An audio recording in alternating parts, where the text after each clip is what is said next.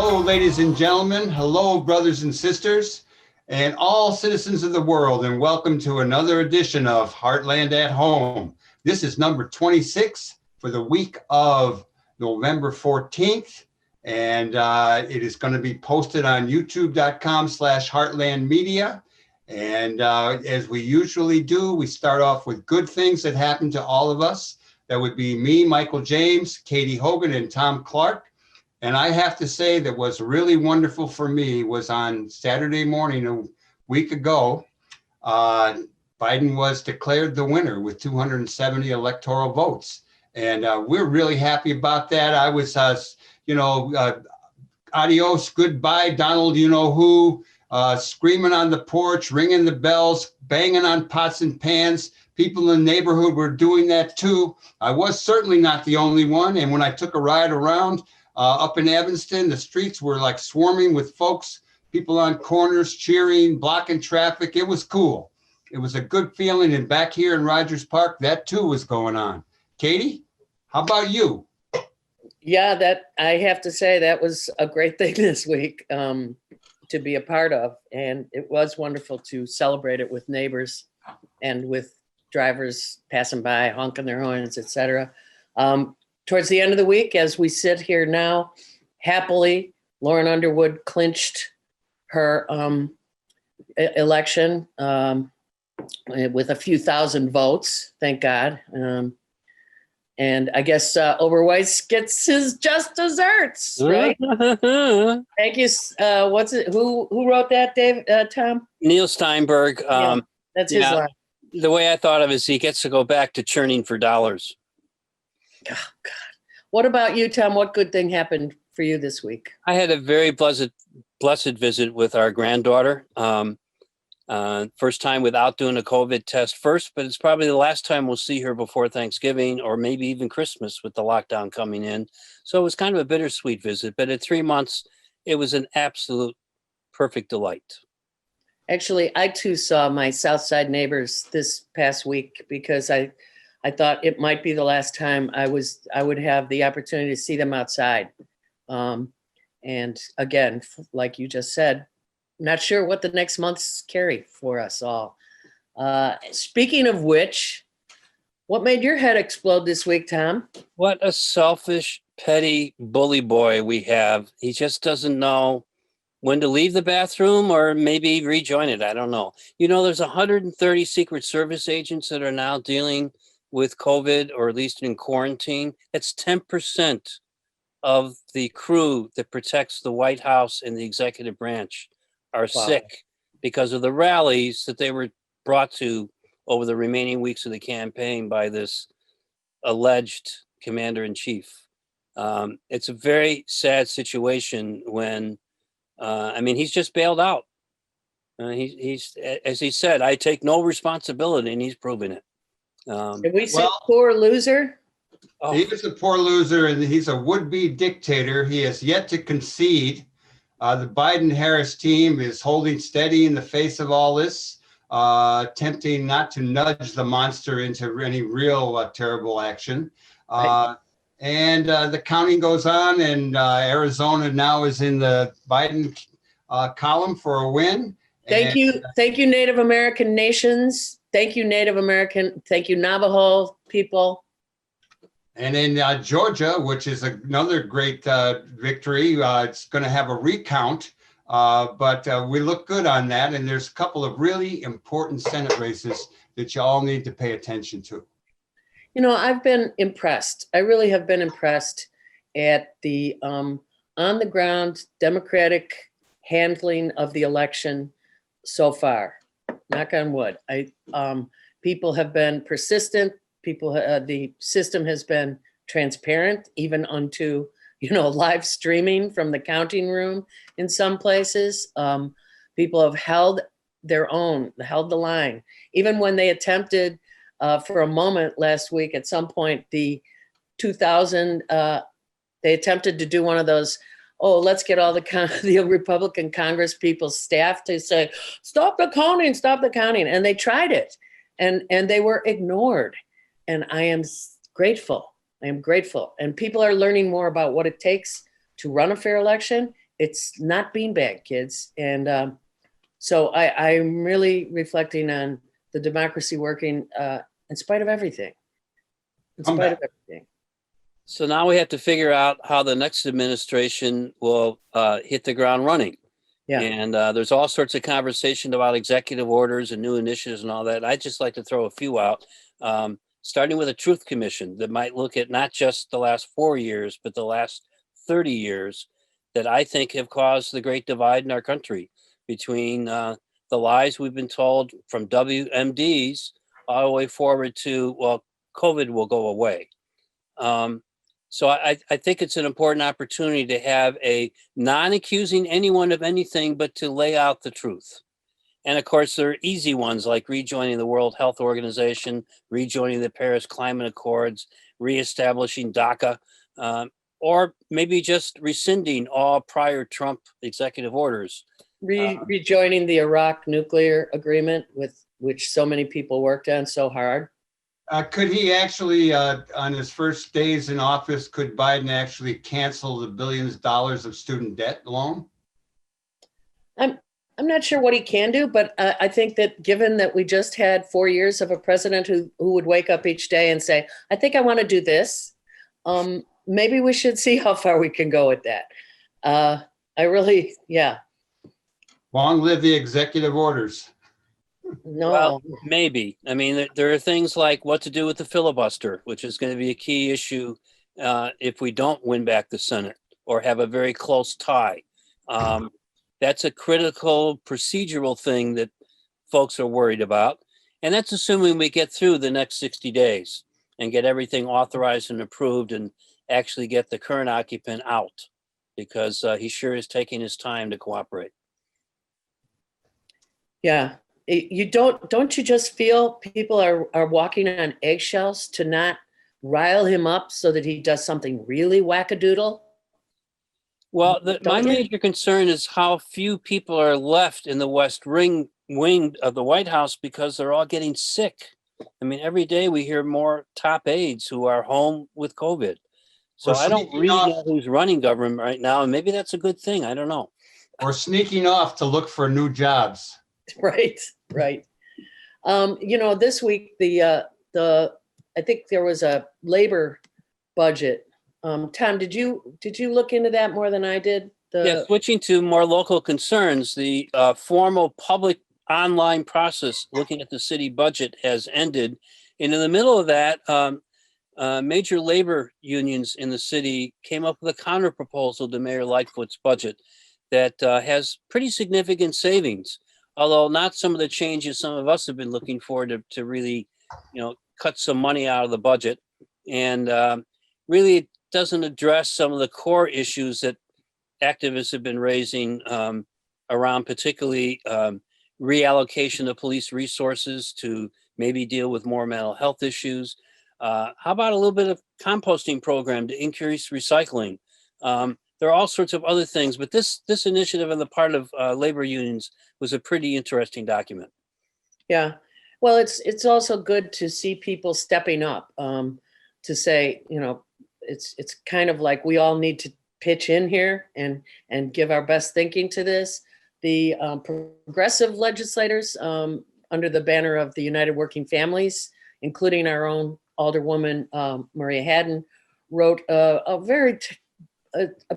pretty strict, straight-in-your-face op-ed this week, reminding the public of the role of Black voters in this past election, that Black voters are, what made it happen. And they, one of the key sentences out of it that I saw was, we defeated neo-fascism at the ballot box so that we could survive to fight neoliberalism. So look for more from United Working Families. What, Michael? I was going to say on that front, Tom, why don't you fill us in on our state government and Mr. Madigan? Well, state government, because of the pandemic, is stalled again. The speaker and the head of the Senate have called off the veto session, which we know from our state rep, Kelly Cassidy, who was on the show just a few weeks ago. There's a lot of work that needs to be done that's all going to be postponed now to a very short session in January after the new year, assuming things are any healthier then. But I really think the real reason is that the speaker is under a real cloud because of this ComEd bribery scandal, and I don't think he wants to face the music right now. He really, I think, is the main reason that we lost the fair tax constitutional amendment, and instead of gaining seats in the House, he lost seats, along with a Supreme Court justice. So I think his days may be numbered, and the sooner he decides to retire, the better off the state will be in trying to right its budget resources. I think a lot of people are looking at, what you just said, Tom. It's absolutely understandable for them to call off the veto session in terms of, COVID safety, because we're in the midst of an incredible surge of infections. Although we seem to be, as a nation, dealing better with sick people right now, maybe not the death toll is as high as it was. It's incredibly present all around us. I just want to say, I think that there's a phrase that I'm going to start using more, which is systemic pause switch. I think we need one, and I think we need it system-wide. People need to stay home for 3 weeks or so and just figure it out. A voluntary lockdown is not, I don't know that people are going to pay attention to it. I would love for Joe Biden to take Mitch McConnell in a cloakroom and sit down and figure out a $3 trillion deal to pay workers for the next 6 weeks to get us through Thanksgiving and Christmas in a lockdown, and see if we can't start the new year refreshed and this disease peak behind us. Amen. It's the only way we're going to batten this down, and it's going to have to be talking sense into Mitch McConnell by someone who's a grown-up in the Joe Biden administration to get this thing done, and it needs to be done quickly. Maybe missing Thanksgiving with families will finally wake some of these mopes up.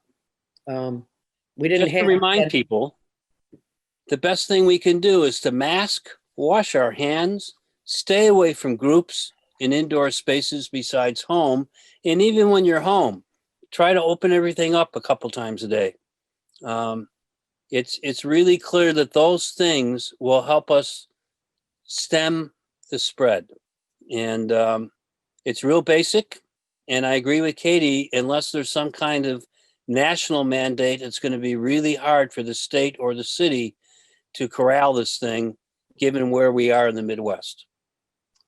Well, our new president-elect and vice president-elect will be attempting to lead a new public health initiative with one hand tied behind their back.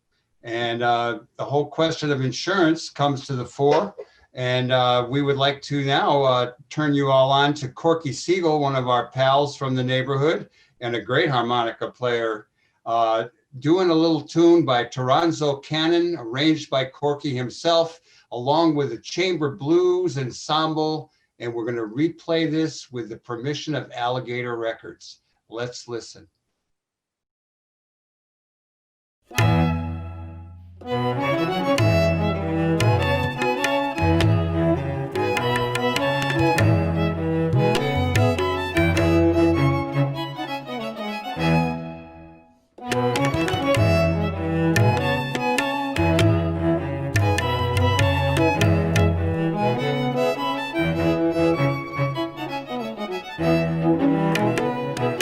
Doctor said I'm going down slow. Was telling me he don't know.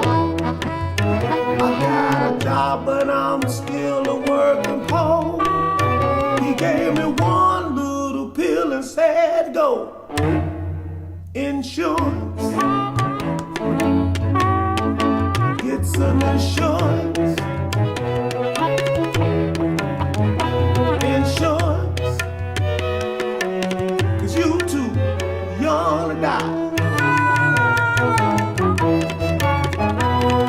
I went to the office just to see, to find some insurance to cover me. Most prices I can't afford. It made an atheist call on the Lord. Insurance.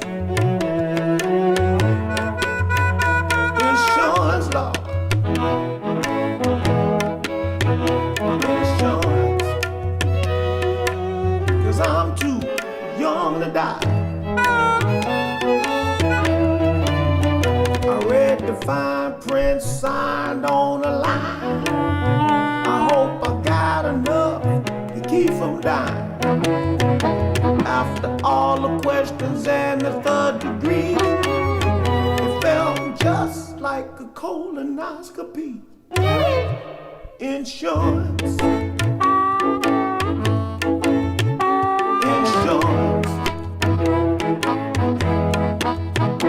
insurance law, 'cause I'm too young to die. I read in the paper the other day, a man lost his spouse. She's pushing up daisies, now he can't pay the bills, and now he lost his house. Insurance, insurance, insurance law, 'cause you too young to die.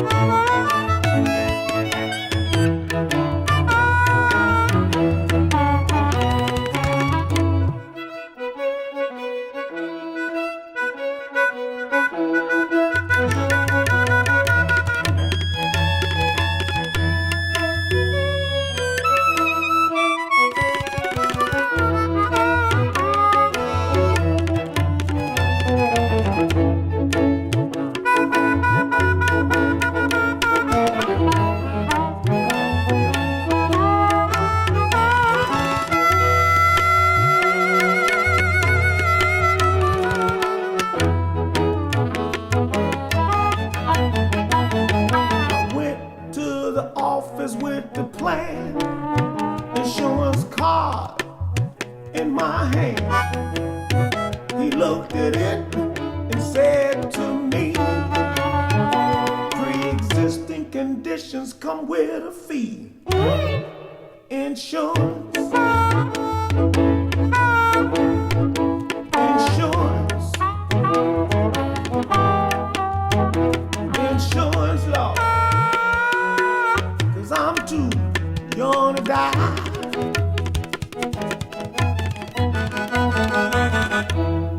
How much for aspirin again, doctor? Oh, that's too much. I need a CAT scan, doctor. I need a CAT scan, but all I can afford is a kidney scan. Insurance. I need 3 stitches, but all I can afford is 2. Help me out, doctor. Insurance. Insurance.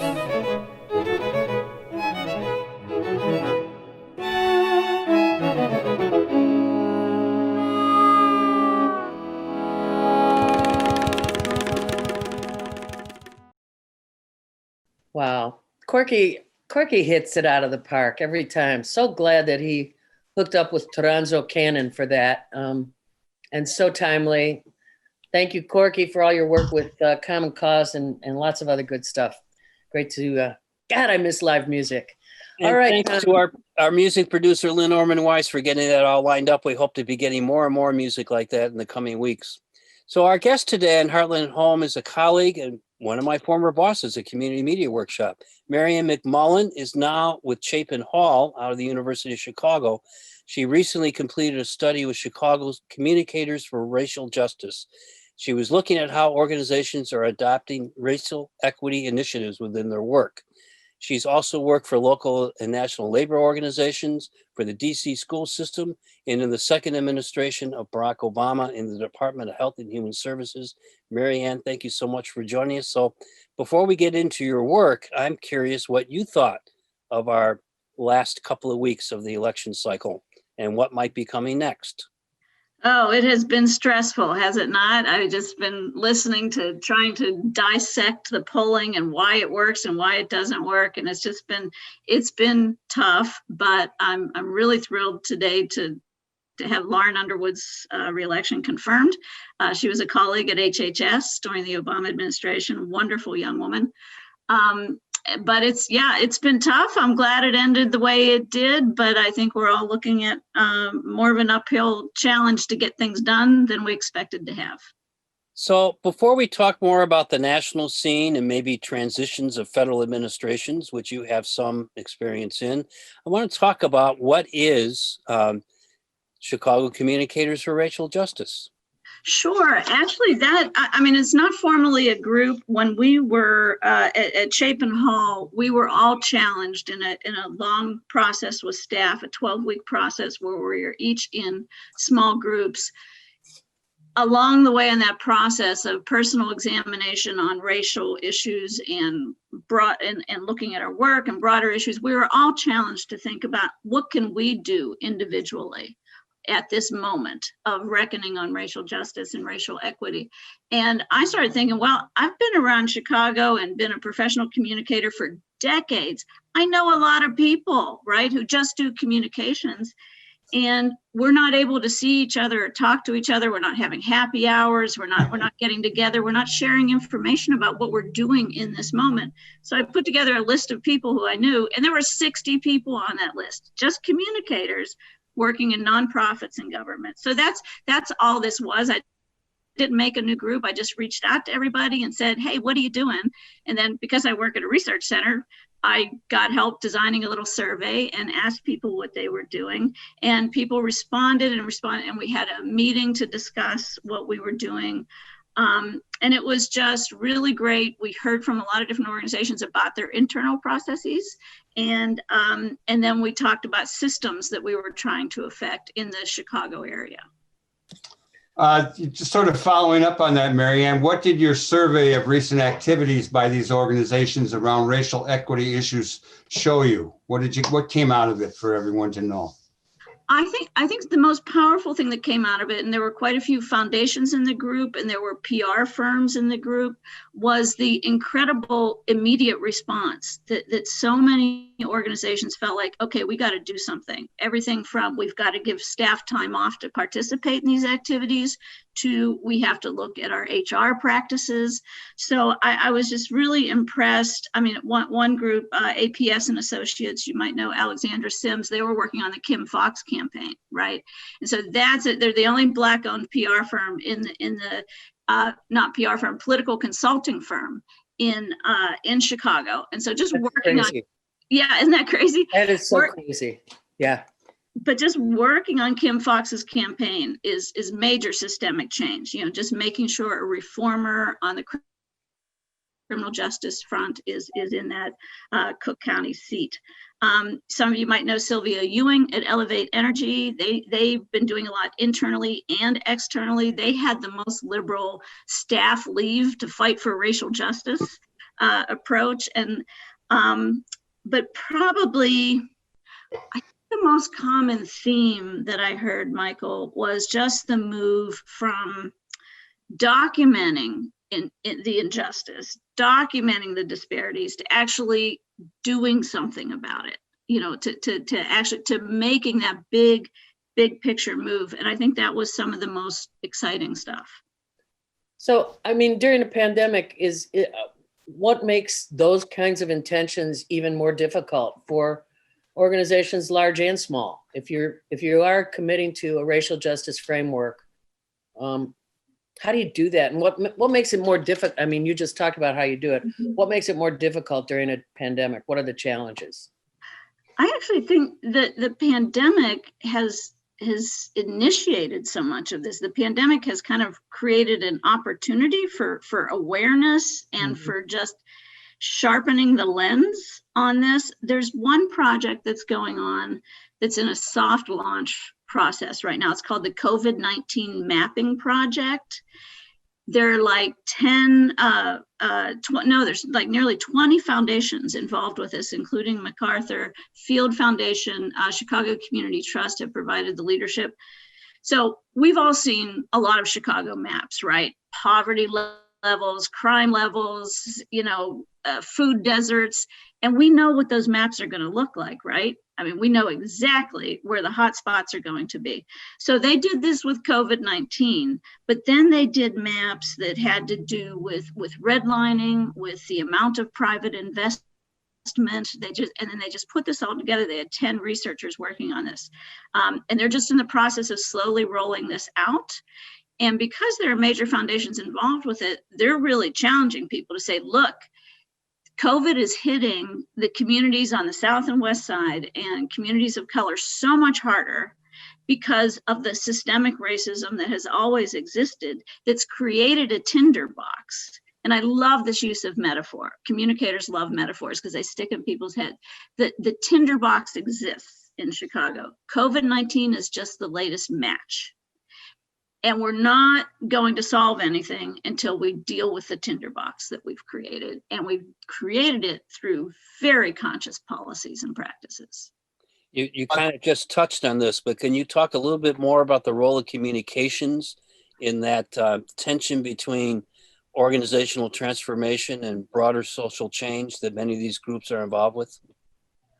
Yeah, I mean, it is a tension because I was working with all the communicators. It was like, okay, so some of the things that we compiled, some groups were comfortable talking about and sharing with others, but others, it's like, it was a little bit more internal. There's tension.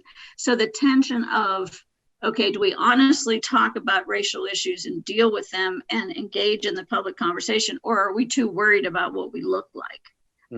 So to have to measure every single word and go out there. So, and it's often the communication directors who have to manage that challenge and have to push their organizations to take the risk. And I've never consciously worked or led on racial justice, but in this moment this year, I really felt the permission as a white person, because people were saying, okay, white people, what are you going to do? And I'm like, okay, I'll think of something, but I felt that permission this year in a way that I never did before. Mary Ann McMullen, can you give us some specific examples of systemic racism that these organizations are dealing with and trying to address? So I'm going to talk about my own organization because I actually found another organization focused on this as well in this process. In child welfare, we all know there's incredible disparities in terms of who comes into the system. And so if an African-American kid comes into the system, more Black kids proportionally in the population and brown kids come into the system than white kids. 53% of African-American families will have a child abuse or neglect investigation. Wow. 53%. Wow. Crazy. And once Black kids are in the system, they get returned to their birth families much later than all the other kids. Reconciliation takes longer. They're more likely to go into the criminal justice system. So we've been looking at these disparities, and my boss, Brian Samuels, who is African-American and has been in the child welfare, has been working on child welfare issues his entire career, has been looking at these disparities for decades. He's tired of looking at the disparities. It's like, okay, what are we going to do about it? We know, for example, that as economic difficulties go up, so does child abuse and neglect. So if we're going to address child abuse and neglect, we have to address economic downturns, right? I mean, so what is neglect? Is neglect a mother who leaves her kids alone because she needs to go to a job and can't afford childcare? Or is neglect an insanely wealthy nation that doesn't have a childcare policy? I mean, we know what leads to neglect and abuse. Let's get in front of it. Let's address the issues that lead to neglect and abuse if we really care about that. So given what you just said, and in the light of the budgetary strictures that we are facing as a result of COVID and everything, what role do you think career civil servants play after a national election like we've just gone through, and while transition is underway during a pandemic. Yeah. Yeah, so career civil servants are really, really important. I mean, it's interesting talking about the transition right now. Everybody's talking about, well, when are the Trump appointees going to work with the Biden appointees? Well, the career folks have been working on this forever. I mean, think Dr. Fauci, right? I mean, what would we have done without him, right? Right. So they have been working on transition, and they have been moving things forward and keeping the ship floating and keeping these programs moving during this time. And we've had some legislative and policy changes that have been good. I mean, again, child welfare is an example. People in the Children's Bureau, in the Administration for Children and Family, are working very much on prevention plans, trying to move to getting in front of child welfare, doing more prevention than they are investigation. So the whole idea is moving from surveillance to services. And that, yeah, and that, I mean, that's underway, and there have been some good people, even Trump appointees, who have been working on that. Glad to hear it. Marianne, if you were to get a call from the transition team, what would be the first 3 things you'd want them to know about or have them start working on? Only 3 now, only 3. That'll be hard to limit, but No. I think the biggest thing is just the focus on the federal workforce. It's massive. And it's very competent and very experienced. And I think when people are in the government, they tend to manage up. They tend to care, well, what's the White House want? What does the secretary want? Instead of recognizing where the real power is, and it's all those people you get to supervise, all those people you get to lead. That's where the power is. And there's going to be vaccine distribution. That's going to be job 1, right? When Biden's team gets in, and you're going to need every single one of those people in all 10 regional offices plus Puerto Rico. So you've got 12 offices. They all have people in them. You have to figure out how to use those people well. So just managing down and consciously doing that. And I think the other thing, in order to effectively, these are going to be very practical recommendations, because I was there for 6 years managing a lot of offices. Make sure your appointees who come in get trained on how to manage in a federal environment. It's really different than everywhere else. You can say, oh, I've got a big important title and I talk to the White House, and you come in and you start telling everybody what to do. A few months go by and you realize no one's doing anything that you told them to do. And you realize because it's not in their performance plan. It's called their PMAP.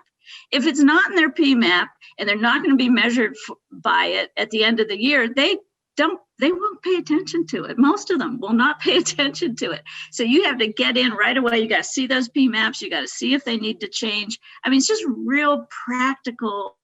In order to use this massive workforce, you have to know the levers to pull to make them work. And then, and I think if a third thing would be bigger picture, just stay grounded in values.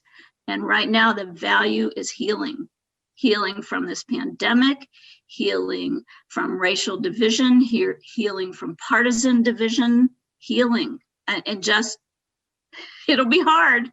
We know how hard it is to stay focused on healing when you're in the heat of battle, but that's what we need. Time to heal. I like that. Marianne, you said you actually had a call from a transition member. Can I ask what you guys talked about? Sure. I've been convening the Administration for Children and Families is a large division of HHS. I always say it's the biggest federal division no one's ever heard of. It holds the Office of Head Start, the Office of Child Care, the Office of Refugee Resettlement, through which the unaccompanied children come, all child welfare. It's got 15 major program offices and 72 distinct programs in ACF. So that's where I was for 6 years. And I have convened since the pandemic started, I've been convening the ACF former appointees for happy hours. Well, those have turned into business meetings. And so we had one last night scheduled, and some members of the transition team joined us to they're starting to gather information to figure out who to talk to. They're starting, because they can't actually talk to staff yet, they're starting to do stakeholder outreach to get input. So we're like just contributing ideas for groups they should be sure to reach out to. And they're just getting the process going of figuring out what the highest priorities are for the administration and what the administration needs to know to hit the ground running in January. Marianne, you and your husband, Jeff, love to rehab old homes. You did one in Bridgeport, then you left for DC, did some work there. Now you've come back and worked on a home in Bronzeville. Can you talk a little bit about how that project happened and how it's going? Sure. We are gluttons for punishment, you know. I was going to say that. That stole my line. I love old houses, and most people I tell what we do, they said, "Oh, my marriage would never survive that." And, you know, it is not easy. So we bought an 1885 house in Bronzeville, and it's just beautiful. We love the neighborhood, love the people, and have each, it has 2 main floors and then a basement that was completely unfinished. So our biggest, I mean, by unfinished, I'm talking 1885 plus crumbling. You know, I mean, there's just nothing down there but dust. So that was our biggest project. To just even lay the floor, it took 3.5 cement trucks full of cement to make the floor. And we turned it into a 2-bedroom, 2-bath rental unit, which we're doing on Airbnb and Vrbo. And so that was our biggest work. The rest has been very cosmetic, the things that we've done in the house. Well, we redid the kitchen, but just making it a little more modern and a little nicer. Lots of painting. We do. My husband used to be a carpenter. So we're between my love of painting and sewing and his carpentry skills, we can do a lot ourselves. We have to bring in the pros for the electrical and plumbing, but yeah, it's a project. That's So great. Go ahead. Does this anchor you in Chicago, or are you going to be lured back to DC in the new administration? Oh no, this is forever home right here. It's good to have you back. It's great to have you back. And it's great to have you join us at this opportune moment to talk a little bit about your experience in transition stuff and the great work you're doing out at Chapin Hall. Thank you so much for joining us. You're welcome to stay as we move on with the close of the show here. We have a couple more announcements to make. Katie? Just quickly for folks, our friend David Orr, who has started his Good Government Illinois group, is inviting everyone to a virtual town hall meeting on city budget. It'll involve Finance Committee Chair Alderman Scott Wagasbeck, Alderman Matt Martin, and it's happening on Thursday, November 19th at 7 p.m. You can sign up at Good Government Illinois.